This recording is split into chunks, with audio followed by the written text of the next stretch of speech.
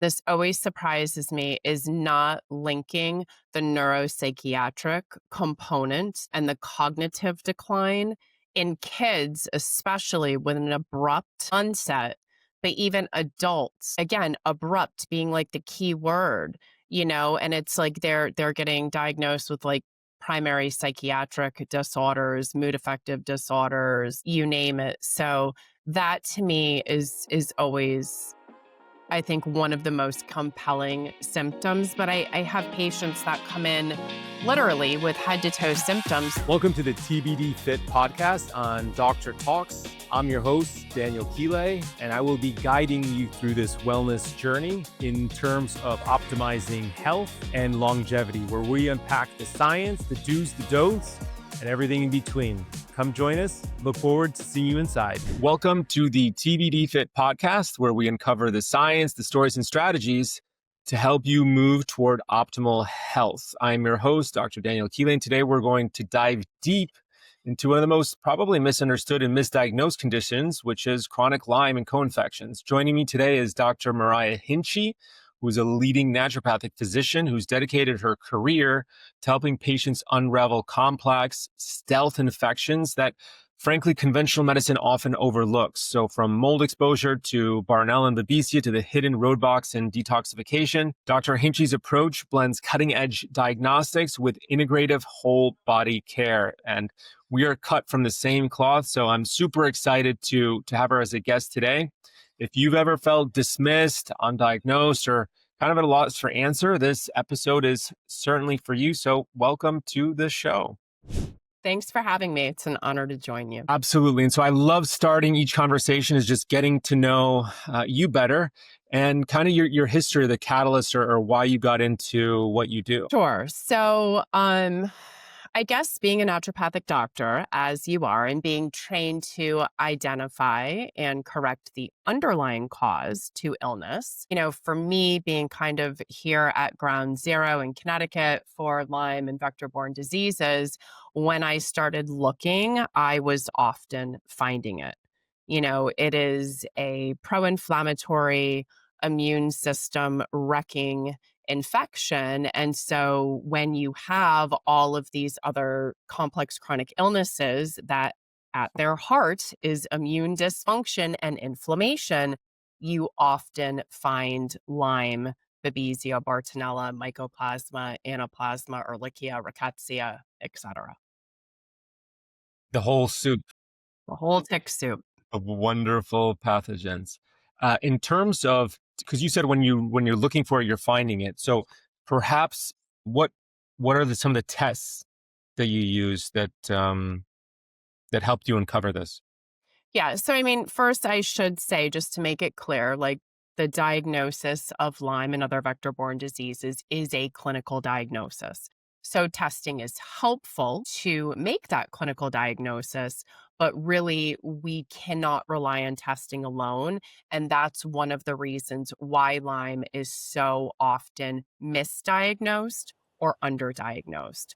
But when it comes to testing, there are conventional tests that you would do through, let's say, Quest or LabCorp.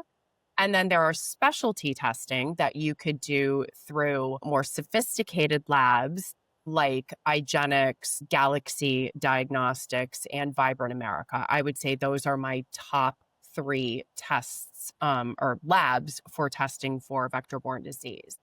The reason why conventional labs aren't great is because they're not looking at all of the species of Borrelia. So Borrelia is the name of the bacteria that causes Lyme. Borrelia burgdorferi is the species of Borrelia that was found and isolated in 1974 in Lyme, Connecticut. And so when you are using one of these conventional labs and they are testing you for Lyme disease, they are pretty much just looking for the presence of Borrelia burgdorferi. So there are a handful of other species of Borrelia that also cause Lyme disease. So we cannot rule out a whole category of infection by just looking at one species. That's like me using the analogy of, hey, I'm going to test you for an apple, but I'm going to use a test that's so specific that it only detects a Granny Smith apple. So if you are holding a red delicious apple and I can see you holding it, I'm going to tell you, nope, you don't have an apple because it's not a Granny Smith. And common sense just says that that's wrong, right? Then How often are you finding false positives or false negatives? I really don't believe in false positives, and we can get into that later, but false negatives are often seen. There's a multitude of other reasons why a false negative might occur. Most of the tests that are used to evaluate for Lyme disease are what's called an indirect test. And so it's looking at antibody production to the organism instead of just testing for the organism itself. And so what happens is like, let's say you had a tick bite and you go to your doctor and you get tested within the first 1 to 2 weeks. Typically, there hasn't been enough time for your body to produce the IgM antibodies in an amount that would actually make your test show you were reactive. So, a lot of these false negatives will occur when the testing has been done too soon, too close to the tick bite, or in the example of someone that has chronic Lyme disease, the way that the pro inflammatory cytokines affect the T helper cells can really affect the immune system's ability to actually make antibodies against this infection. And then we can miss the infection on a test because of the skewed antibody production. Yeah, that completely makes sense. I mean, people are stuck in this Th2 dominant state, right? Mhm. It's with cancer and certainly autoimmune issues. So again, the problem is the antibody titers peak weeks after infection. It sounds like, right? So detection sometimes becomes difficult. Mhm. Correct. In terms of, so you mentioned one with Lyme. What about the others? There's this whole other category of Borrelia that cause something very similar to Lyme. In fact, a lot of people just consider it to be a type of Lyme, but it's technically called tick-borne relapsing fever. And so, if you aren't looking for those particular species of Borrelia, you're going to miss it. Then we have Babesia, and there's multiple species of Babesia. There's Bartonella, and there's actually something like 56 species of Bartonella. There's a couple handfuls that can infect humans as well. But, we don't even have the capacity to test for all of those species. And the crazy thing is like, everyone's falling back on did you have a tick bite? Did you get a rash? Did you see the tick? And Bartonella, even though it is transmitted by ticks, is actually more commonly transmitted by mites, biting flies, fleas, lice, things like that. So, there's just so much misinformation out there, as far as how a lot of this stuff is transmitted and then how to actually detect and diagnose it. Yeah, in terms of Bartonella, I think there's a 6x more patient positive outcome when you're applying digital PCR testing. Yeah, through Galaxy. Right. Is that what you're referring to? Yeah. Yeah, they have a lower threshold for like the amount of antigen that actually has to be in the sample to be able to detect it. And then they're able to, like, when they're analyzing it, this is the analogy that they used with me that made sense. Instead of looking for a needle in a haystack that's like, 5 million pounds of hay, they somehow separate it out into like little piles of 1,000, and then you find it in there. I don't know if they went through that sort of technology with you, but it's pretty cool. Yeah, no, it is interesting to see because again, good treatment is always preceded with good diagnosis. I think, and so certainly testing does apply. But what are maybe some of the symptoms that when patients find you, are they already coming to you with a diagnosis, or is it they're just coming with an array of symptoms, and then you're just pattern recognizing? So, I mean, prior to drawing the line in the sand where it was like, I don't see you unless you have a chronic vector-borne disease, long COVID, or you're a child with pediatric special needs, I would say that I actually was finding it. I kind of had that reputation for, I have a mystery illness. I can't figure out what it is. I've seen, 15 other doctors. I'm going to go see Dr. Hinchey. She'll figure out what's wrong with me. So, but over the past like 2.5 years, once I kind of drew that line in the sand, I would say, 95% of people who I am helping are coming to me with the diagnosis. Got it. That makes it's similar kind of with our patients too, is they've seen 5 other practitioners or something like, okay, yeah, he knows what he's gonna do. He'll find it. Because this is kind of the ultimate mimicker, right? As it's kind of Right. known, similar to syphilis once upon a time. And if someone is perpetually stuck in this Th2 dominant side, there's no Th1, there's no autophagy, there's no mitophagy. You can't clean cellular debris fields, and everything now is sucked, and it leads to this kind of dysautonomia and MASCAS or MCAS issue where the mitochondria takes a huge hit. What are some of the biggest symptoms, perhaps, that maybe your patients that you see are struggling most, which is often overlooked?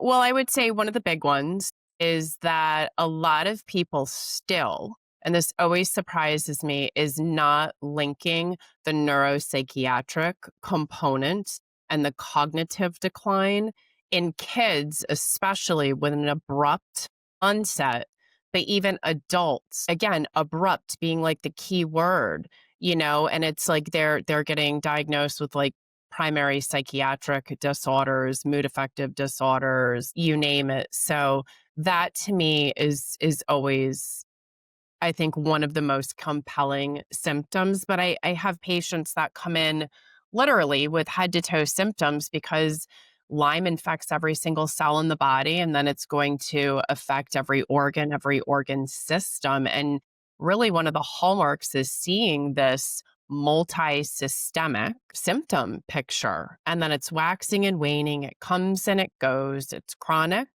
but it ping pongs around the body, and people literally start feeling like they're losing their mind. Yeah, pun intended. I know we were discussing this previous to our call right now, but in terms of mental health being a rise, especially with kids, I think it's estimated that 63% of symptoms associated with Lyme affects mental health.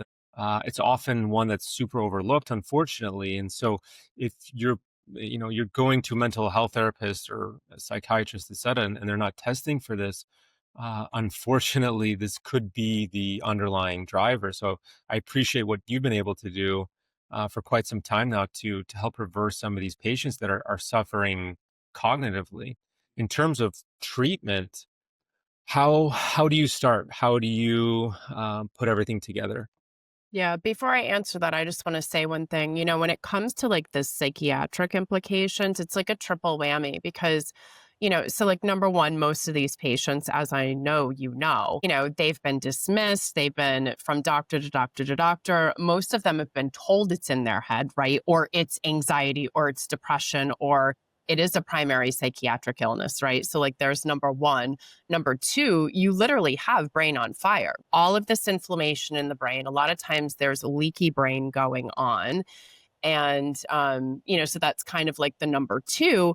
And then number three, like we know these people's guts are on fire. We know that they have leaky gut, that they have probably developed food sensitivities, that like their neurotransmitter production isn't happening adequately. We know that their microbiome has been altered and now they have no ability to inhibit like that pro-inflammatory cytokine cascade that literally just drives the entire loop, makes everything worse, allows toxins to be, absorbed through the gut back into systemic circulation, damaging cells, mitochondria, leading to oxidative stress. And it's like this whole huge loop that basically affects the terrain in the body and drives all of this symptomology, but makes the body now hospitable. It's like a playground for these infections to just live there free and thrive.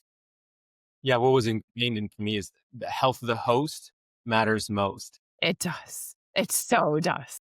Specific to sudden onset of psychiatric behaviors, if your kids are all of a sudden kind of presenting with this, Bartonella, check for that.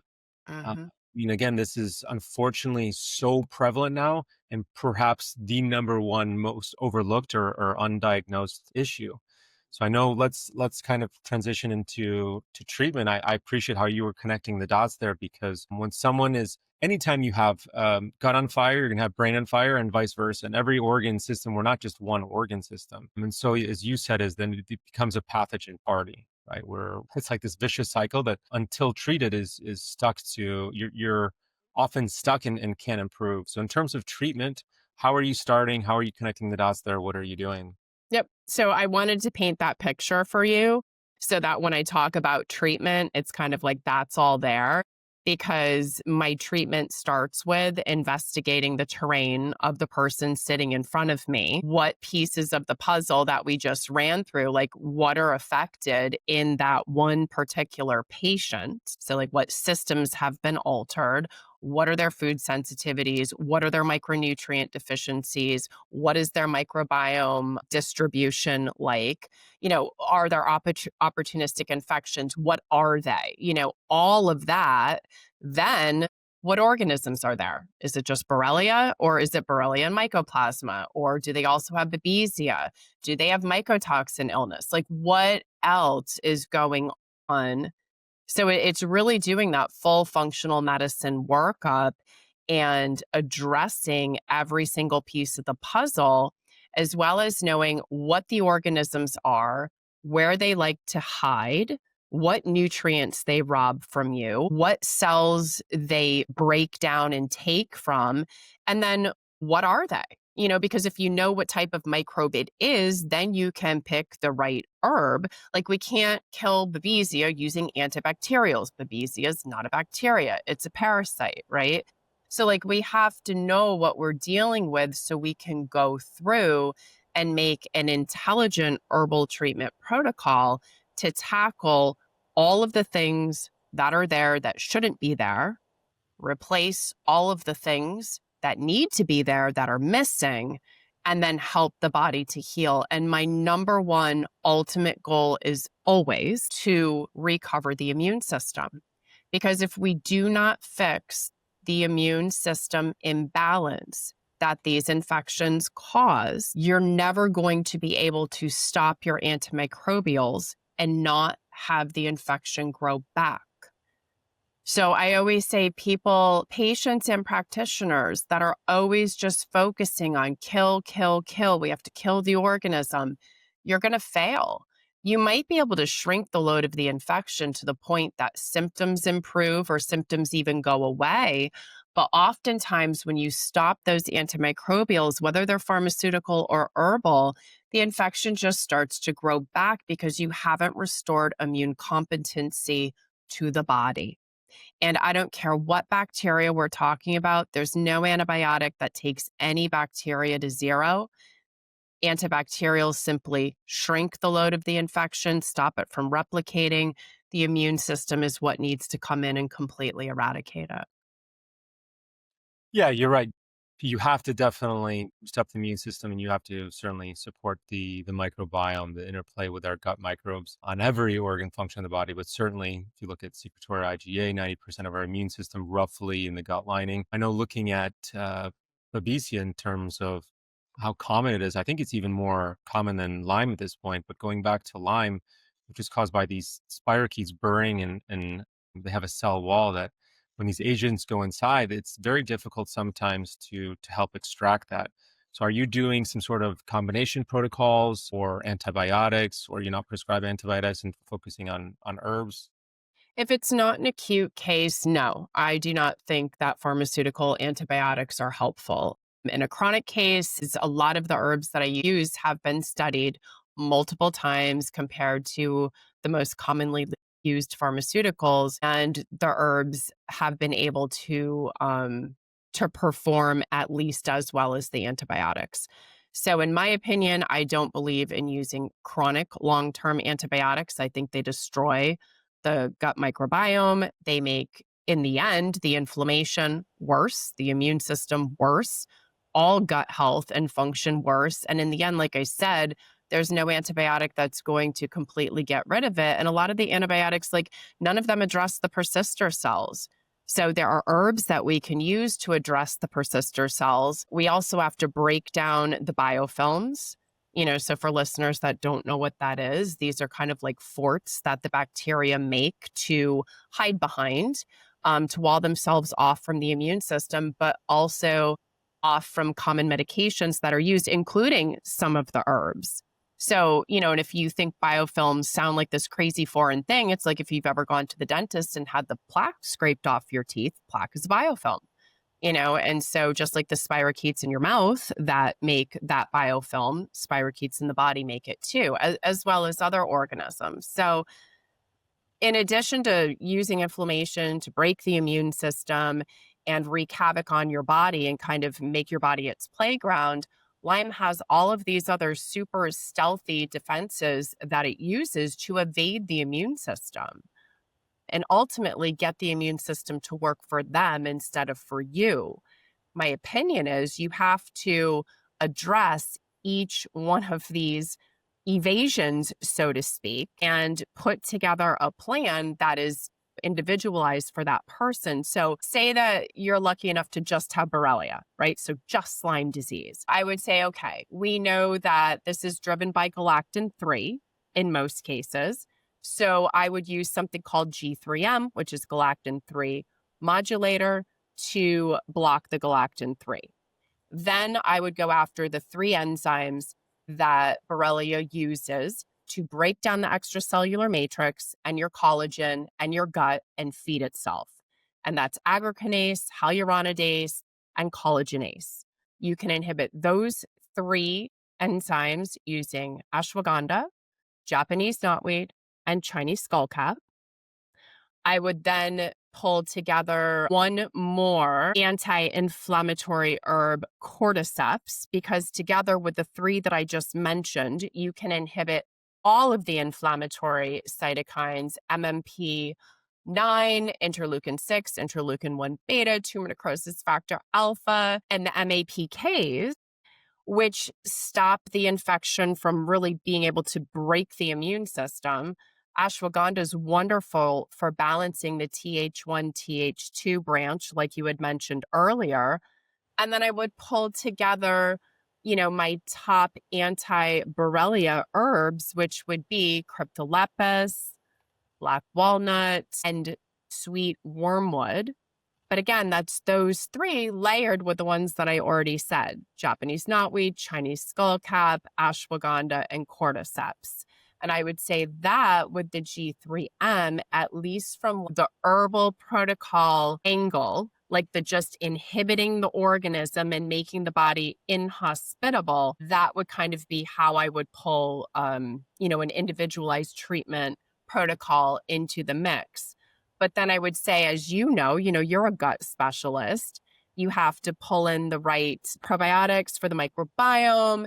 You have to address our protocol if there's a lot of leaky gut going on, which includes eliminating the food sensitivities.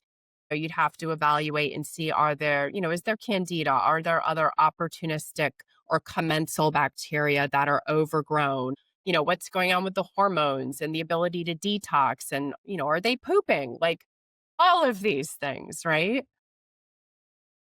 Yeah, certainly. It's again, we're not just one pathway, one organ. So I think you just laid that out very elegantly. So I appreciate the depth of what you provided our listeners, a kind of treatment considerations, because it's very comprehensive. How long are you typically having your patients on this treatment plan for? So as long as my patients are making progress, meaning that their symptoms as a whole are becoming less and less, so some of my patients start out with 40 symptoms. And so as long as the sheer number of symptoms are coming down, as well as the frequency and severity of each symptom are coming down, then I will proceed kind of like with this protocol that we put together in the beginning. I would say the average person, if they've been infected for less than 2 years, is done somewhere between 9 months and a year. And that really, really depends on how compliant they are. Compliance is key. Are you layering in then nutrition with that? Sorry, I didn't even bring that piece up. Yes, lifestyle, like comprehensive lifestyle, nutrition, including stress management. Like we can't fix our immune system if we have dysautonomia, right? If we're stuck in fight or flight, we're not getting better. There's, a lot of trauma that unfortunately needs to be dealt with in a lot of my patients. Diet is key, obviously, to anything going on with the gut, and exercise depending on the level, that one is able to. And that's really on more of like an individual basis. And then detoxing. I mean, not just detoxing, but stopping the toxins from coming into the body. We do a full evaluation and go through life. And it's like, okay, what are you doing that's increasing your inflammation? What are you doing that's increasing your toxicity? What are you doing that's suppressing your immune system? What are you doing to further drive dysautonomia? And it's kind of like, everything in the life we go through and try to balance that out and improve it. But a lot of it comes with, like, stopping the exposure. Yeah, I think that definitely step one. I mean, Lyme hits the vagus nerve pretty Mhm. hard. So talking about it kind of stuck in this fight or flight, and we'll have many patients who have these kind of palpitations, if you will, which is another common symptom. And what I want to encourage people to think too, if you feel migratory nerve pain, that's often again Barnella migratory joint pain and Lyme. How are you looking at Babesia then? How As do you- far as what? Like, what are the most common symptoms or treatment, or what do you mean? Symptoms? Symptoms and treatment, yeah. Yeah. So, I mean, I think the hallmark symptoms of babesia are probably like drenching night or day sweats, air hunger, cough, shortness of breath with like little exertion, like talking or just walking up a flight of stairs. Sometimes it can prevent or present with anemia. And that's because babesia likes to live inside of the red blood cells. So babesia goes to the red blood cell, it goes through the endothelial cells, liver, spleen. Sometimes you can see elevated liver enzymes, low platelets, like I said, anemia. Symptoms, so like a lot of times there's like this weird dizziness or floatiness, almost like you're drunk, trying to walk around. But it's not like vertigo, like you're not spinning, the room's not spinning. The headaches associated with it seem to be more of like a global band or pressure type headache. And there can be a lot of anxiety and sudden onset panic attacks. I think I hit all of the big hallmark features. Not a ton of joint pain. Yes, muscle pain. A lot of times it's in your large muscles, like your buttocks, your quads. That was certainly comprehensive. So I guess in terms of treatment, though, Chinese skull cap, cryptoleptis, what else? What kind of are your go-tos for So treatment? again, just looking from an herbal perspective, I would say my go-to are going to be Alcornia, Sita acuta, Sweet Annie, which is also sweet wormwood, Cryptolepis, Japanese knotweed, Chinese skullcap, and then red sage can also be very helpful too. Are you formulating these two, or do you have a specific brand that you like? I mean, I formulate for other practitioners because most practitioners like formulas. So, I've put together things for other practitioners. I pretty much use individual herbs and I teach the patient how to actually combine them together, like to make their formula. But like if you go to Lyme Core Botanicals, like you can see we have a Bab core, a Bart core, a Bori core, we have core 4, foundation formula, like all of these, different concoctions that I've put together. But I really like to be able to titrate exactly what my patient is taking and I make like this custom formula for them. And that makes it super simple then. Yeah. That's awesome. Are you using any methylene blue, any ivermectin? I don't. That doesn't mean that it's not useful in certain patients. In Connecticut, where I practice, I don't have pharmaceutical prescriptive authority. And I'll be honest with you, way back in the day, like 15 years ago, I was trying to figure out how to go back to school to become a DO or a PA or whatnot, because I really at that point felt that pharmaceuticals were necessary to be able to treat these infections. And, had I had prescriptive rights or had I gone back and taken one of those other avenues, I really think that I never would have learned what my patients have taught me over the years. And that's when it is chronic. At least, again, everyone attracts a different type of patient. I think the way to go is using herbs and lifestyle medicine and focusing on recovering the immune system. So I have a lot of patients who have been on methylene blue been on ivermectin, been on LDN, been on, dapsone, been on triple antibiotic therapy, Mepron, Malarone, rifampin, you name it. There was a hot 4-year period in my life where I thought that that was necessary, but really at this point, since around 2016, 2017, I've been doing this all naturally. Yeah, and very effectively too. So again, I appreciate that. Now, in terms of patterns and co-infections, so I know you mentioned earlier Lyme and mycoplasma, or let's say Babesia, heavy metal toxicity, so on and so forth. Where do you see certain co-infections that come up often? What do you mean, where do I see them? So in terms of your patient population, do you see like a specific patterns? Like, okay, when you mentioned Lyme and mycoplasma as an example, or like different environmental toxins or toxic burdens, because again, going back to the health of the host, our body is, as you were just suggesting, in terms of supporting immune function, we can fight. We've evolved to fight parasite, bacteria, fungal, protozoa, amoeba, viral. As part of our evolution, the problem becomes this overwhelming toxic burden where our genes haven't been able to catch up to our evolutionary exposure to heavy metals, environmental toxins, and so forth. Do you see certain other risk factors that are involved with some of these immunocompromised patients? Yeah, I mean, I have a lot of patients that have Epstein-Barr that's reactivated, especially since COVID and the COVID vaccine, right? And then there's all sorts of herpes families, viruses, HHV7, cytomegalovirus. So, I mean, I see a lot of those elevated titers, which I mean, obviously there's controversy over what that actually means. To me, if your immune system isn't functioning properly, all of these viruses, as well as other funguses and bacteria, opportunistic or commensal bacteria, it's like if our immune system is functioning well, we keep these microbes in check. When our immune system isn't functioning well, you know, it's like this free for all, and a lot of the various bacteria, viruses, fungal families, they all start to kind of like creep up and emerge. And so I see a lot of chronic UTIs, a lot of chronic vaginosis, a lot of chronic SIBO, H. pylori, right? All of these other things that aren't necessary like foreign pathogens.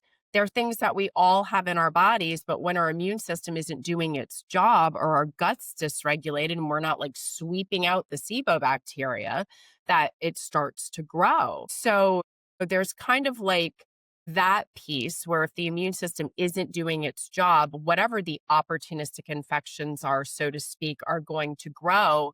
But then when it comes to, like whether you have Mycoplasma, Babesia, Bartonella, Rickettsia, etc. I think that's just kind of like the luck of the nasty, dirty needle that you drew when the particular, tick or perhaps flea bit you, right?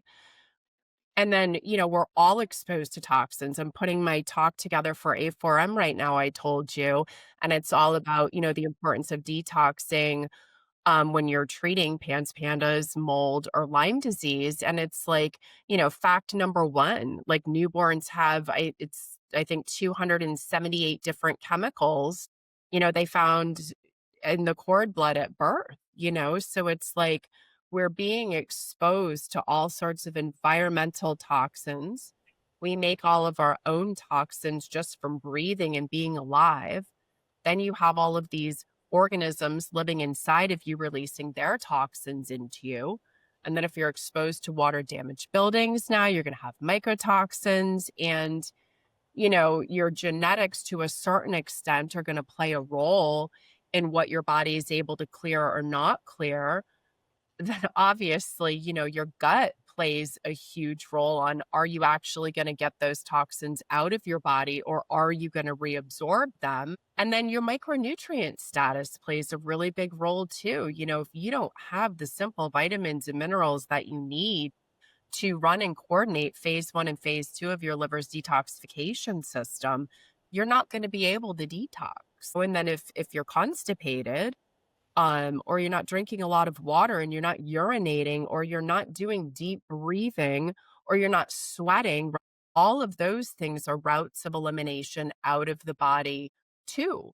And we can't get so hung up on like internal detox and cellular drainage and lymphatics that like we forget that like, if you mobilize all that stuff without getting it out of the body, you're just increasing oxidative stress and cellular damage inside of the body by mobilizing those toxins.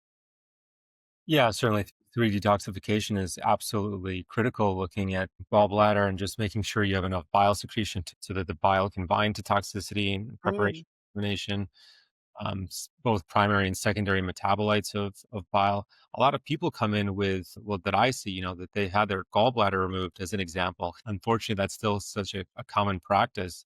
And that's a huge discourse, whether that's even essential. But that can paralyze someone from cleaning themselves up, from eliminating this toxic burden. And yeah.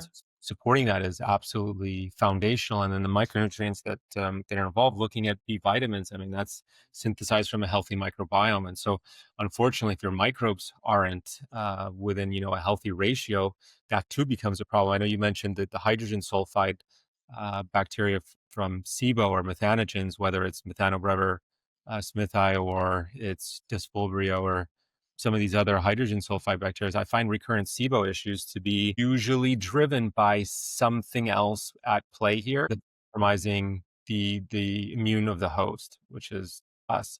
But what's interesting is, I mean, we're more bacterial DNA than we are human DNA, and so unless we optimize our microbiome, it's often difficult to accelerate recovery. And then people are often stuck in this chronic sick pattern. I know you mentioned food sensitivities.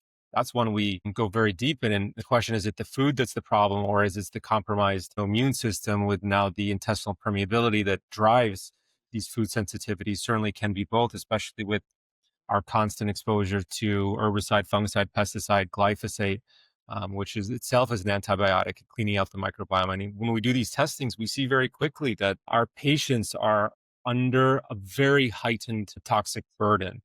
And so the question always is then, okay, where do you start? And obviously it's a lot in the world of naturopathic medicine. They come out with so many nutraceuticals, if you will, but it's kind of like the order of operations. I think you elegantly painted those dots, but if someone is mold toxic or Lyme or heavy metals or all the above, how do you think about starting? Or is it exactly kind of how you dove into already? Um, so I mean, to put it out just kind of like very logistically, I would start with removing the things that we can remove easily.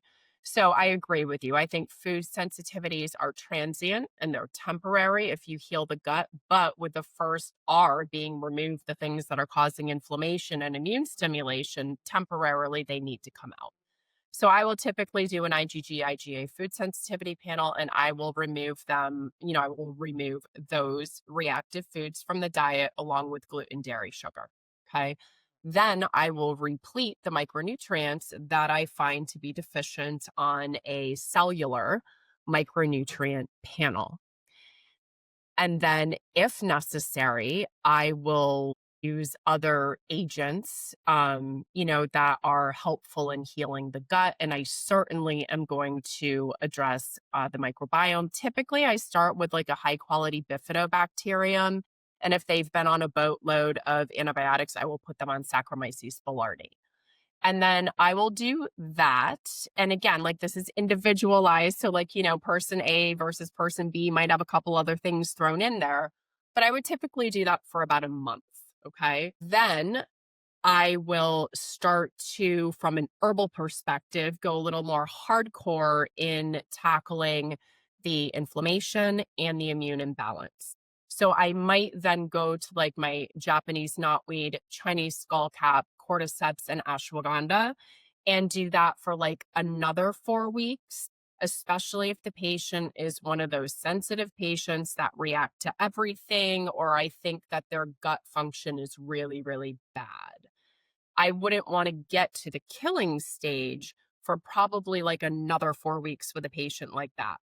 For a patient that, seems pretty constitutionally strong and like they're not going to be an issue, or maybe didn't have as severe leaky gut, that 4 weeks in, when I put them on those first four, herbs that I mentioned, I might put them on the ones that I consider to be more heavy duty killers as well. If there's mycotoxin illness in the mix, I am doing things to protect the gut, the kidneys, and the liver. So I might be doing like aloe for the gut because it's a great binder too.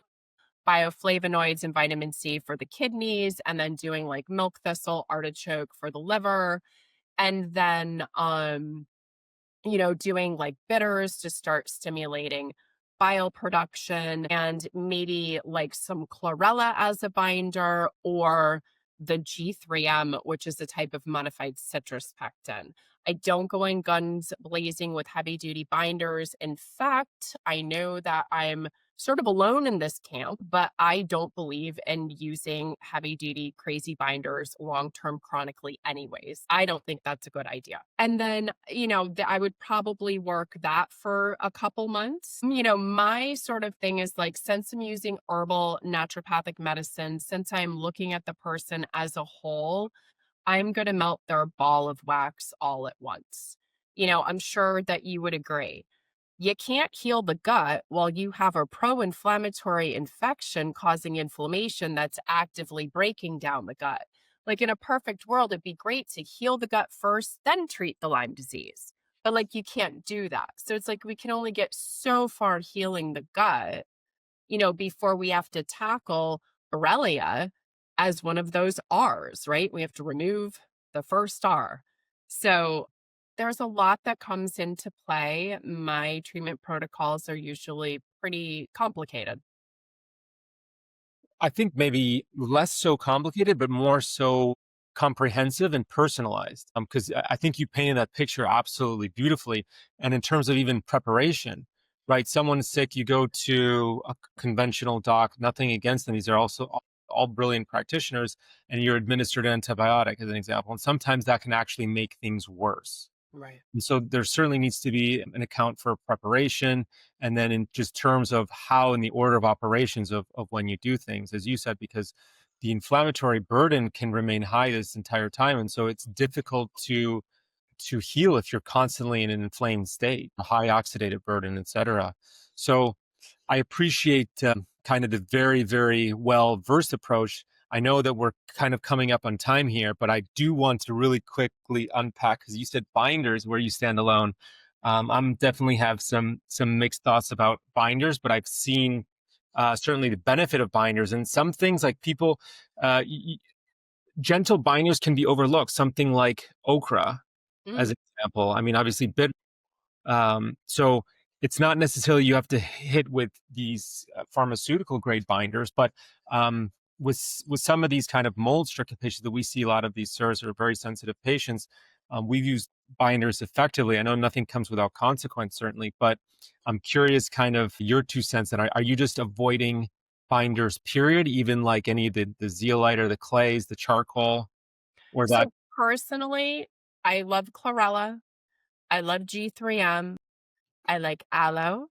And then, like you mentioned, okra, but you can also use chia seeds, right? Or ground flax meal or different fibers in the food that help to bind as well. I will use activated charcoal for certain mycotoxins. I will use activated charcoal for severe herxing, but I will only use it strategically for a short period of time. I don't think with the amount of nutrient binding that activated charcoal does, that it is a good idea to use it chronically for months and months on end, unless you're going to have the patient waking up in the middle of the night and taking it absolutely away from everything else. I like SBIs. I think SBIs can be a good binder. Um, but no, to answer your question, like I don't use actually any clays in my practice. I don't use zeolite. Um, I use bentonite clay mixed with andrographis topically if there's a tick bite, but I mean I don't use any of the clays. Fair enough, and well said. I mean, fiber, I think, is not only fuel, but often one of the most overlooked. I know you said modified citrus pectin, which is also a great option too. Um, I think we stand very, very similar in that respect. Obviously, if you're doing charcoal long term, which I don't think we're doing with anybody, not only in terms of when you suggest it, but you're also binding minerals too. And so that's going Right. to be a cause for mineral depletion long term. And the micronutrient issue is one that is very alarming because all our enzymatic functions, while they're very pH dependent, they're very micronutrient dependent too in terms of healing. If you're micronutrient deficient, you're going to be stuck in perpetuity. And we find that our patients, or most people in general, we are overfed but yet malnourished. We are micronutrient deficient. So it's no wonder that often our healthy microbes too aren't getting the right resources either. And we're kind of the perfect host for them. I know that I need to be mindful of your time today. We definitely will have to do a round two. I certainly look forward to seeing you here for your upcoming conference. So if you can maybe share with our patients and listeners, where can people find you if they want to look more, if they want to be part of what you're doing, your formulary and so forth? Where's the best way to find you? Sure. So my clinical practice is Tau Vitality in Hebron, Connecticut. So that's TAO, V as in Victor, ITALITY.com. My supplement company is Lyme Core Botanicals. That's LYMECORE.com. And then my podcast, as well as our annual conference that focuses on complex chronic infection driven illness, is Lyme Bites, and that's LYMEBYTES.com. I definitely look forward to connecting here in person. I encourage all our listeners to kind of check out what you're doing too, because anyone kind of who comes from the same background as myself is someone after my heart, and I can appreciate the depth of what you provided today. I hope everyone took away some great new ideas in terms of where they can intervene on their healing journey. But thank you for sharing your expertise, your passion, and most importantly, I think restoring hope for patients that there actually is an answer, right? We are able to intervene, and input equals output. So if you're providing the right context to help the body heal, we have an innate capacity to do so. The last question I always love to end by asking my guests is, if you could have any one superpower, what would it be? Like, you've stumped me. I don't know. I've never ever thought of that before. When you were a kid, how about this? When you were a kid, was there anything that you dreamt of or anything like that? Right, this is so silly. Yes, I want to fly. I always thought I could fly. Like, I want to fly like a bird. That's a silly answer, but I don't know. That's what I've got. I've done so many of these right now, and that's usually the most ubiquitous answer, interestingly. Really? Certainly mine as well. I'm curious to, I don't know if I'm going to have to get someone else on the podcast to unpack or kind of understand, going back to root cause medicine, but root cause interest, why I want to fly. Like it's, I don't know. I dream that I'm flying and I'm like so happy. And then as soon as I realize I'm flying, I wake up. I start falling and then I wake up. So I'll leave you guys with that. well, again, this has been a privilege and a pleasure. If you all have enjoyed this conversation, be sure to subscribe and share this episode with someone who you think can benefit and someone who needs it. Until next time, be well, and we'll see you back here soon.